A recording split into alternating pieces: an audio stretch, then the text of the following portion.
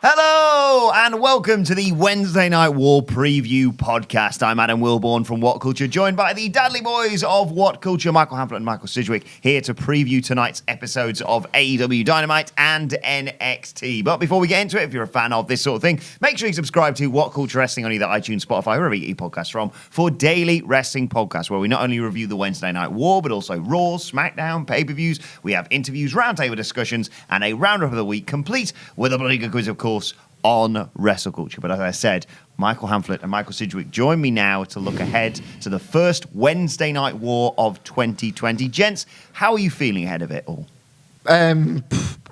Mixed. I'm not just back on my bullshit, but realistically, this Worlds Collide stuff is going to seriously hamper my enjoyment of NXT in the coming weeks. I suspect Hamflett has got way more pressing concerns, which he'll be able to articulate far better from a more impassioned position than myself. With AEW, it's a less of a blockbuster show than last week, but there's promises to be lots of storyline developments, some great in-ring action. Hopefully, now that we're fully on the road, I think, to Revolution, I think we're going to see some more of that go-home magic that we got. It's kind of surreal to think that at the end of 2019, NXT was kind of clearly on top, if you disregard the stuff around New Year, of course, with AEW. And yet, the first head-to-head, there's only really going to be one winner in this Wednesday Night War, isn't there, Michael Hamflett? I mean, there should be. NXT, I don't want to sound like I'm burying NXT UK too much, but NXT UK is about to bury my favourite show. So it seems tit for tat.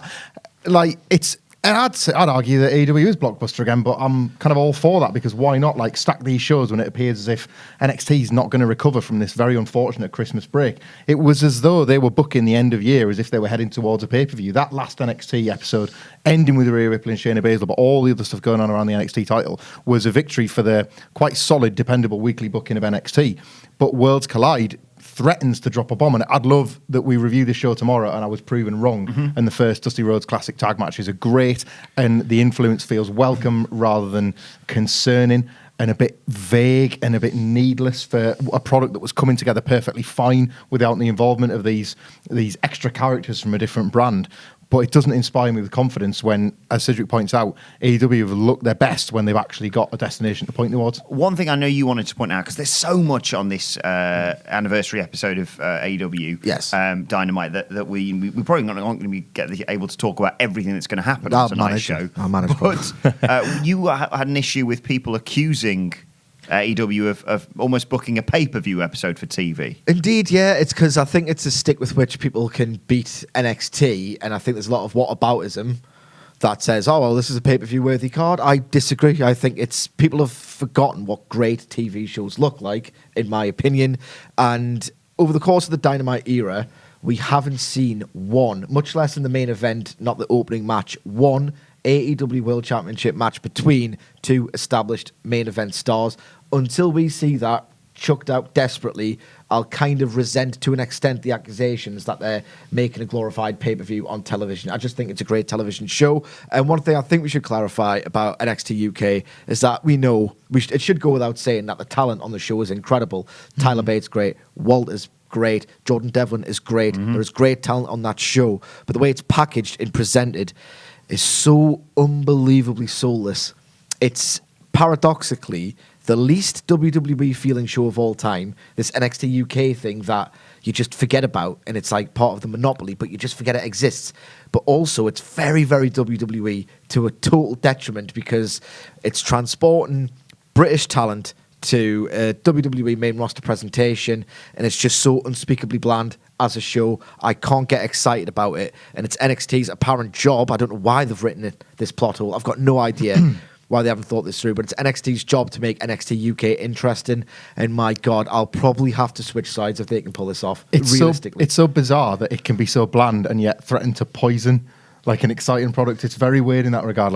It's when the main roster guys were coming to NXT, that sounded very Vince. It sounded like, what's he doing getting his hands on Triple H's NXT? But in reality, you had people that look a bit bored and disinterested on Raw suddenly coming alive again in NXT. So the only hope is that happens for the NXT UK guys, that suddenly feel a bit more energy and a bit more passion from Full Sail and know that there's going to be more eyes on them because they're going to be on USA Network. This is not just, a product that we enjoy watching. This is American, national television. This is going to be good exposure for some of them guys. If they can not so much bring their own excitement, but be enveloped by the magic of NXT, then maybe there's a chance. But it is that it's with AEW to win most of these weeks from a rating standpoint because they can promote the stars that we're already used to rather than NXT having to drag some up. Let's talk about AEW Dynamite then. As I said, an exciting stacked card for tonight's episode. Let's start with the most obvious question: is Jon Moxley going to join the Inner Circle tonight? Absolutely not, because it's your Revolution main event scuppered. If they did it, it was such a hilarious anti-climax. If they did it, clearly it's not going to happen. If anything, as I've said before at length, the opposite is true. If you can't join us, we will beat you. And I think Chris Jericho will lay out all of the Inner Circle as challengers, and that might be a stipulation of his, which again could feed into the comparisons I'm continuing to make between MJF and Chris Jericho, because MJF himself is laying out lots of stipulations. There might be more synergy there if Chris Jericho does the exact same thing to Jon Moxley. You can only face me at Revolution because I've got creative control if you can get through my Inner Circle first. I'm not sure how exactly it's going to manifest. Maybe it's not going to be like that in terms of advancing the plot, but he's certainly not joining the faction. How excited are you to see Moxley after his shenanigans in Wrestle Kingdom New Year's Dash, New Japan, basically? Him and Chris Jericho, they've, not that they were lacking in buzz, either of them, but coming away from Wrestle Kingdom and amazing performances by the pair of them, they'll be welcomed back with this verve that maybe some of the wrestlers on this Wednesday night won't have, because there's an extra glow around them, because the wrestling world is still buzzing on Wrestle Kingdom. The AEW audience, I would say more so than NXT, will be buzzing about Wrestle Kingdom, and they'll bring that glow back with them. I love the idea of Jericho forcing Moxley into a similar situation to what MJF's doing to Cody as well. Like Jack Swagger in an even bigger cage, and Jericho's going to go on the lash instead of forcing the lash on Cody. Just even if it does descend into a parody version of that, that'll actually suit who Chris Jericho is, who the champion is. So I'd love to see Absolutely. that. You mentioned Cody there. He's in action tonight alongside Dustin, Rhodes against the Lucha Bros, of course. But also we may well see a response of his to MJF's proposal. How do you see that one going down? I don't know. I think this match could struggle. There's a real styles clash in terms of style and pace. I've got this weird habit of not trusting my main man, the roller coaster Cody Rhodes, when he puts himself in these strange booking situations and yet completely transcends the expectations. It just feels like Dustin Rhodes and Phoenix sharing the same ring is one of those crazed AEW scenarios, which is why I've completely fallen in love with the company while remaining an objective critic, of course. It's just so... Very shut up, man. I'm making a point and you're derailing us. It's just quite a strange dynamic, and they're going to have to really communicate with each other beforehand. Like, we're working the most traditional, strict tag style there is at our pace that we go at. You're actually going to have to, one, slow the hell down, and two, actually adhere to the tag rules, which in fairness they've been doing a lot more of. In terms of how he responds to the question, they've kind of telegraphed this, if I'm being honest. It tends to be a 1-2 punch of a segment. Cody and Dustin will probably win, and then that's when they get on the mic for a few minutes afterwards, or a few seconds. In comes Tony Schiavone. Yeah, indeed. So that's probably how it's going to go. I'm fascinated to see how Cody handles this, though, because this speculation is rife, because it's not just a case of saying, yeah, all right, I'll face Wardlow in a steel cage and not lay a hand on you. It's the 10 times whipping with a belt stipulation that is arguably the most intriguing. Well, it's fantastic drama, because he's the ultimate babyface in all of wrestling, and he's getting put in. I can see what you're doing out the corner of my eye. No, it's all right. Right, he's the most... very good. He's very good. He's the most over, objectively babyface in North American pro wrestling. Certainly when AEW turn up in town, yeah. Yeah, of course, yeah. Hey, look, Tommaso Ciampa, he's red hot. This is a real hook. Like, I'm being cynical here, but I generally have more faith in these Cody matches than Sidgwick does going in, because the man is a wizard. He knows how to work this crowd. Is what? And he does. He works his magic on these crowds. He will do everything he can at the expense of his own company to make sure that he looks like the biggest star. And this is a genuine hook. This is a real hook. I can't wait. I'm going to unearth some audio from 2018 when we're reviewing Raw. And all you can talk about at length is, there's just no stars anymore. I really miss stars. There's no stars. Oh, by the way, there's a really massive star coming in with another promotion. Oh, not him. I'll just unearth the audio from 2017 when you were right and said he was a 3-star worker. I think it's a hook. What will Cody do is a real... This match could be and should be fun. Big spots, big pops, huge emotion once Dustin takes a kick in and Cody makes the hot tag. But Cody, what's Cody going to say should be, is the lead for me on this episode. More so than, will Moxley join the Inner Circle? Because there's real stakes attached there. We know Moxley's not going to join, because that's all good, fun, heel and babyface stuff. This is bigger. And also, we have an AEW Women's Championship match. Riho defending against Chris Statlander. Chris Statlander, one of the standout performers in the women's division recently for AEW. Could the title change hands? I'm not entirely sure. Wrestling Twitter has it that Statlander's contract isn't as cushy or as lengthy as people might have it. Kenny, get yourself together, mate. Can you book a division, please? So it's a bit odd that they've pushed the moon accordingly. I think they will deliver a switch here. They seem to have set up Riho's first post-title loss opponent in Britt Baker last week. It would be sensible booking. It would really, in my opinion, put over the idea of atonement for this women's division, that this big force of nature, Chris Statlander, who's walked in, dominated it, retconned it, almost effectively just wins it, and then everyone else has to come up to her level because she's raised the level herself of this division. My expectations, Wilbourn, are rafter high for this match. Riho is basically olive oil who could essentially kill you in the last 5 minutes when she's completely fired up. But in order to get that sympathy, who better a powerhouse, just so powerful than Chris Statlander to just kill her for about a good 12 minutes before that finish. I think this is going to be awesome. One of the least favourite things about AEW is the Nightmare Collective. Could this actually open the door for them to do something really good with them in terms of if you put the title on Chris Statlander and they're suddenly, they obviously tried to recruit her. Could that be beneficial for AEW in the women's division? Hamlet's very hungry here, and he's got an appetite to bury Brandy, so I'll keep this very short and sweet. The best scenario for me is if they have Brandy commentate during this match, not do one of those rancid promos, because she can really actually talk, and I think such a long match, if she can be disciplined about it, could flesh out, if there is indeed anything to flesh out about what she's actually playing at, because I've got no idea. I like this match a lot more before you mentioned the Nightmare Collective. I think Dynamite needs a title change. It's something that almost, it's kind of pulling back the curtain a little bit that we don't get title changes on television just yet. So I think the show itself would benefit from one. It would remind you that anything can happen if you do tune in. The women's division would look like it would, to be honest, it would answer the calls in general about AEW's weird method of instant star creation when one surprises them. It's the complaint I've had over Darby Allin, and it would be answered here in the form of Chris Statlander, because as Cedric points out, she's kind of gotten over really organically just by being class. And as long as there isn't any sort of contract snafu, and she is going to be around, because the last thing they need to do is book another champion and have them disappear. They can't keep killing the momentum of their champions or the big stars. So they need to make sure that she's locked in. But if she is, I think she's exactly the right person to put on the title. Conversely, if she's not and Riho is actually going to stick around, keep it on her, because it was really, really nice to have her back and in the thick of things like last week. And if this is going to be it for a while because she has to disappear off on another tour, then I almost think, well, just don't use her until you know you're going to have her every week. She's such a welcome presence. Very quickly, you have a prediction for tonight's episode regarding the match between Christopher Daniels and Sammy Guevara. Christopher Daniels is going to botch on purpose, accidentally on purpose, to further this crisis and confidence storyline, which I think ultimately will result in his pal Kazarian inviting him back into the doubles division.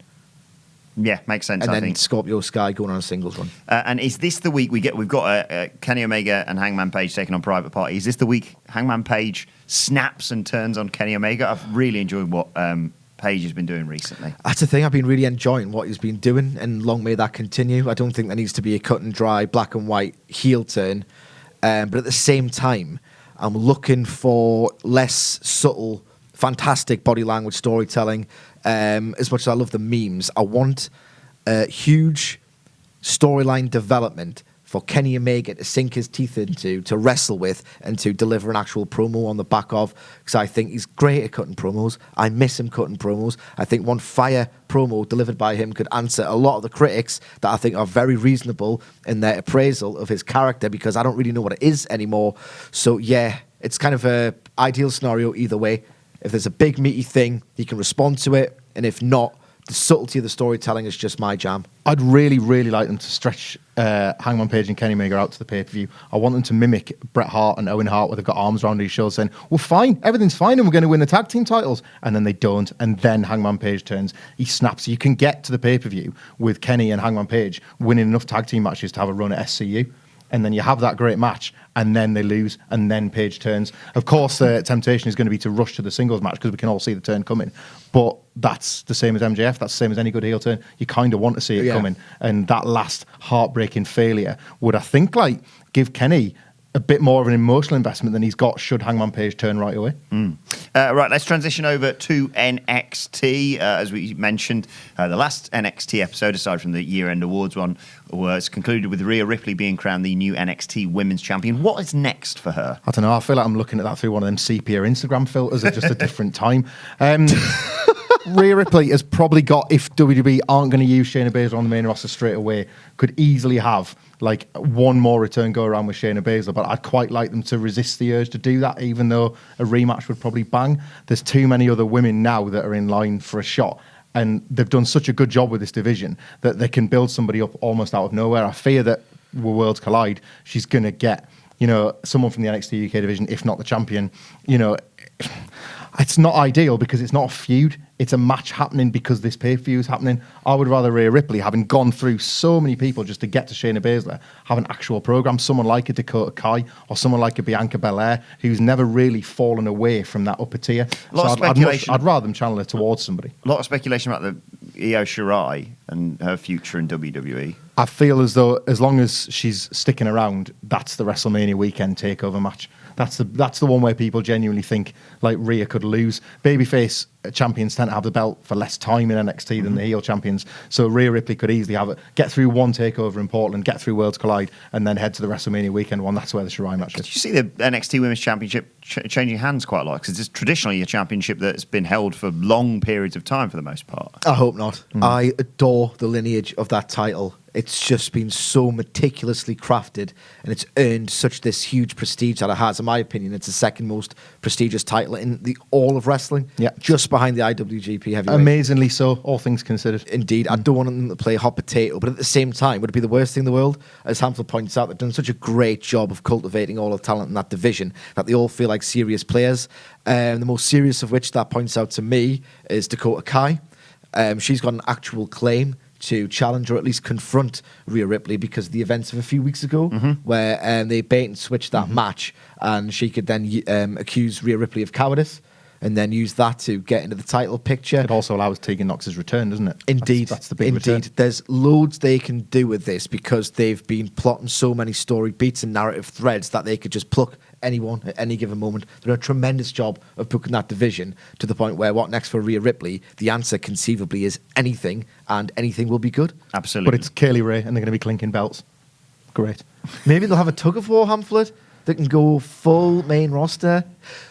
He's despondent about the direction of NXT. It's just going to be a rough month. It's going to be a rough month, all right, guys? New year, old me. Speaking of championships, there is a number one contenders match for the NXT North American Championship. Keith Lee versus Dominik Dijakovic versus Damien Priest versus Cameron Grimes. That looks really good as well. Just bombs for 15 minutes. We need a banger. Both shows have a certified banger literally every single week. I think this has been booked purely to just win the gift wars on Wednesday night, Thursday morning. There's going to be so many ridiculous bombs in this match. Cameron Grimes could quite feasibly die if he's chucked around so arbitrarily. I think it'll be great. And if I'm being less facetious about the cynical mechanisms of why this match exists, Keith Lee's obviously a massive breakout star. He won the Slammy. Cameron Grimes beat Kushida on the last NXT episode proper. Dijakovic has won enough squash matches for me to think, well, he's a viable contender for this title. And who's the fourth chap? Damien Priest, who Damien hasn't Priest. kind of of the year. Like a soft tease of a babyface turn when he kind of won that three-way program with Pete Dunne and Killian Dane. Yeah. I have him as the dark horse for this. He might be my pick here, as much as I love Keith Lee, obviously, and Dominik Dijakovic, and Cameron Grimes has been a sensation in the past month or so, or 2 months, I should say. But Damien Priest is something fresh and new for Roderick Strong to face. And Strong is the perfect guy. I kind of, not so boldly, but predicted that Damien Priest was going to be one of them big takeover breakout stars in 2019, the way we've seen with the likes of Velveteen Dream, where they're given certain matches that put them on that stage when they might not be ready for it, but then they look like they are. And Damien Priest, I'm not saying he's not ready because he's been doing this for a lifetime, but this particular character, this version of Punishment Martinez, I think could appear like he belongs on the takeover stage in there with Roddy Strong, because how often does Roddy Strong like carry these NXT TV shows? Does he give you a match that you knew would be good but wouldn't be that good? And I think Priest would be a perfect, like, a believable contender for him, but somebody that can lose and then survive that loss. Yeah. Speaking of champions, as part of the Dusty Rhodes Tag Team Classic, we have How happy he is. I'm not, man. He's got Cody Rhodes answering if he's going to get lashed for a match, and I've got to talk about this. We've got NXT Tag Team Champs, the Undisputed I have to Era, watch taking on NXT UK Tag Team Champions Gallus. How do you see this one go? Don't care. I hope the Undisputed Era win, because it's... I love it. He finally gets the nod of disapproval from Wilbourn, where he's trying his hardest to get some actual content out of us jaded old dads, and he just doesn't Champion get it. versus champion. Yeah, champions versus champions, but half the belts don't matter.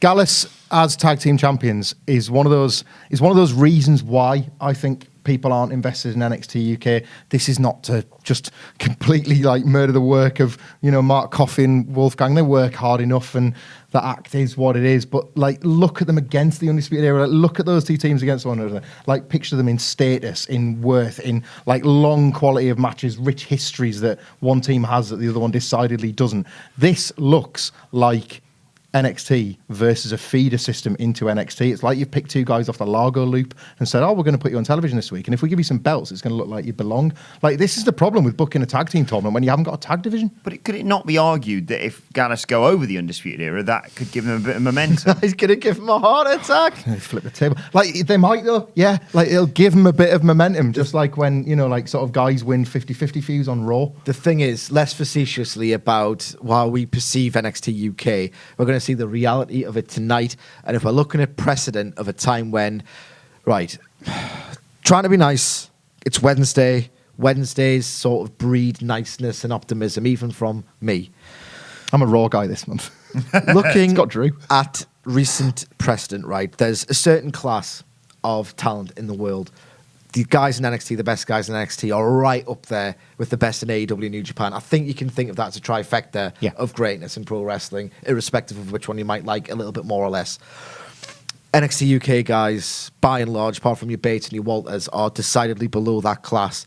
The last time they tried to level one up to the level of a Pete Dunne was at the first takeover from NXT UK. And for me, Joe Coffey versus Pete Dunne was an actual disaster.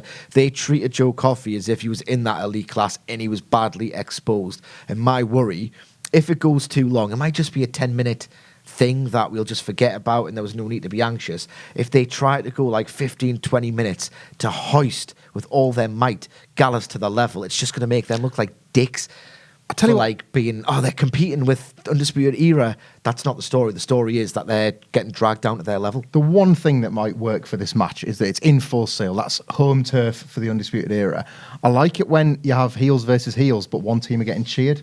So the Undisputed Era can out-cheat Gallus, but still get cheered for it. They're going to be over as normal. And Full Sail, if they're generous, and they normally are, will boo Gallus if they're going to boo one team. So for nothing else, like almost how the Revival babyface themselves against the Undisputed Era. Value range of that match. You could have a situation, perfect analogy. You could have a situation similar to that might haul it over the line. It might. Finally, if you were concerned about NXT tonight, don't worry, guys. The Forgotten Sons are wrestling. They're facing Imperium in the looks like one of this. in the Dusty Rhodes Tag Team Classic. You've lambasted the Forgotten Sons in the past. Is there any salvaging them? Sorry, mate, I was trying to do some bollocks to get myself over. What did he say? Forgotten Sons, what's going on? I don't care. Barthel and Eichner are great. Yes. Like, Imperium are legitimately good. This is a similar situation. You would say that, though.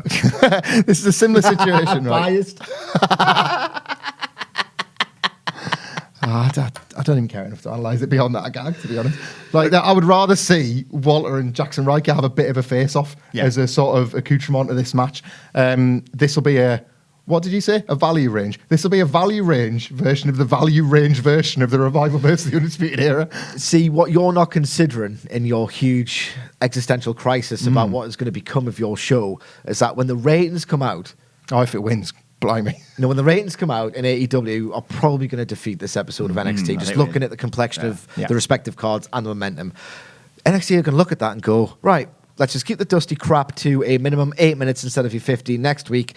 And what can we do to advance Worlds Collide? Right, Kyle O'Reilly versus Walter, 25-minute main event. That's what we'll do. In fact, we'll have it open the show with limited commercial interruption and go 18 minutes and just casually toss out the 4 3/4 star banger.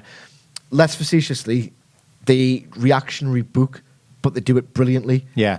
They use logic reflexively- with reactionary, don't they? They like reflexively book and go, all right, okay, well that's not working. Let's just overcompensate. But at the same time, it's having your cake and eating it too, and the cake tastes brilliant. I, So- for one, welcome Triple H opening the door to Brock Lesnar in 3 weeks. Let us know your thoughts anyway ahead of this week's Wednesday Night War in the comments section below. And don't forget to like, share, and subscribe. And subscribe to What Culture Wrestling on either iTunes, Spotify, or wherever you get your podcasts from for daily wrestling podcasts. Join us tomorrow for the Wednesday Night War review, of course. And let us know your thoughts on Twitter at WhatCultureWWE. Watch there, follow all three of us. You can follow Michael Hamflett at Michael Hamflett. Follow Michael Sidgwick at Fans of the Fiend and the grand unified theory that he can change everyone. You might not want to follow neither Hamflett or myself because we've kind of put the kibosh on that. We killed the Fiend and we killed the game. Better than Hell in a Cell. At M. Sidgwick. Follow me at Adam Wilbourn. Follow us all, as I said, at What Culture WWE. This has been the Wednesday Night War preview. My thanks to the Dadley Boys. Thank you for watching, and we will see you soon.